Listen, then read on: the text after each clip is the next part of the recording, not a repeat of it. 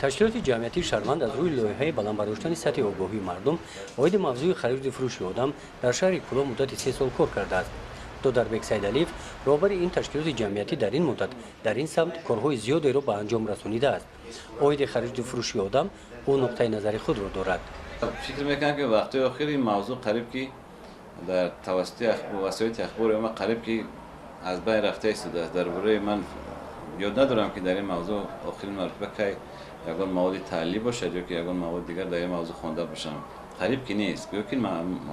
که مشکلات حداقل خود را یافته باشد.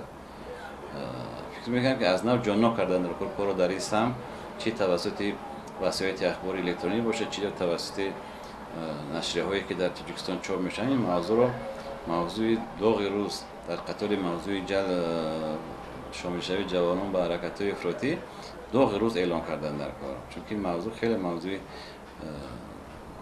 واقعا هم موضوع خیلی اکتوالیش روزمره شده است. در موضوع خرید و فروش آدم لایحه به انجام رسیده باشد هم کار اوید این موضوع در این تشکیلات جمعیتی قد نگشته است. ادامه دارد. قربانیان خرید و فروش آدم نزد دودربک می آیند. نباید هر یک شهروند نسبت این مشکلات ما همه مشکلاتی که در جامعه جای دارن بهتر باشن.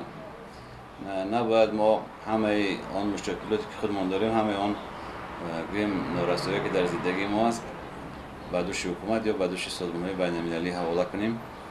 هیچ کس وظیفه دار نیست. در اصل بگیم یگان شهروند خارج یگان تشکیلات بین‌المللی وظیفه دار نیست که برنامه‌های ما رو مشکلات‌های ما رو حل کنه و اون مشکلاتی که ما میدونیم از ما دیده کسی خوبتر و بیشتر معلومات ندارد.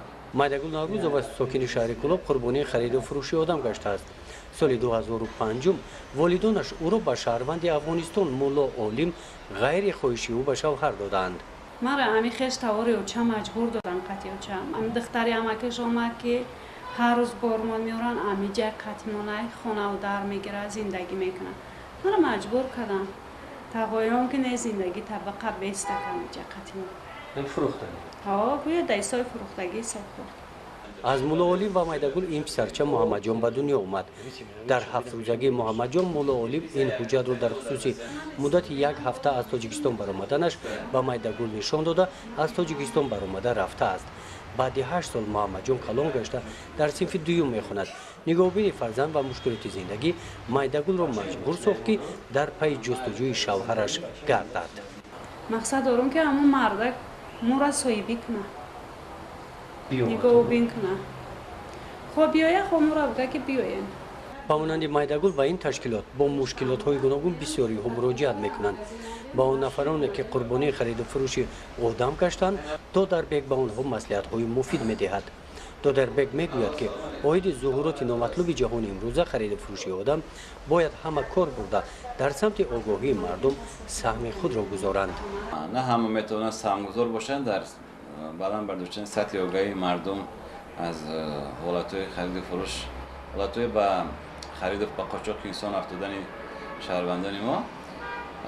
من فکر میکنم آنهایی که توسط آموزش‌های چی تشکیلات‌های بین الخلقی چی تشکیلات‌های غیر دولتی محلی علاقه دانش ملک‌ها گرفتن آنها وظیفه دارن که در محل‌های کارها رو برن.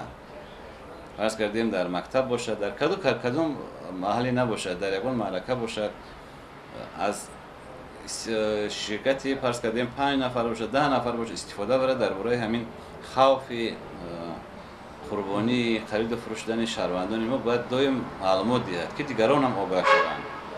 شرط نیست که من که امکانیت میشد توسط تلویزیون یا گازیتا برآمد میکنم. من در محل‌ها در صحبت‌های علایده وقتی که امکان هست که من چیزی رو به دیگران فهمونم باید این رو حتما کنم. البته سهم هر یک شهروند سهم هر یک متخصص یا که اونهایی که علاقه این چیز آگاه خیلی اهمیت کلان دارد. از تشکیلات جمعیتی شهروند در خصوص پیدا نمودن سراغ شوهرش مایدگل معلومات گرفته از نزد دودربک با پرسنده برآمده رفت.